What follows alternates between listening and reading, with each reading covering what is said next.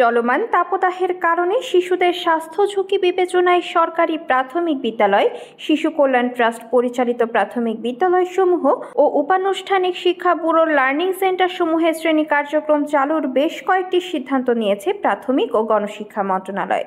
শনিবার উপসচিব আক্তারুন নাহার স্বাক্ষরিত বিজ্ঞপ্তিতে নির্দেশনাগুলো দেওয়া হয়।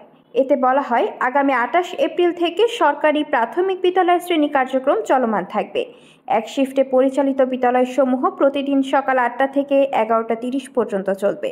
2 শিফটে পরিচালিত বিদ্যালয়সমূহে প্রথম শিফট সকাল 8টা থেকে 9টা 30 এবং দ্বিতীয় শিফট 9টা 45 থেকে 11টা 30 পর্যন্ত চলমান থাকবে।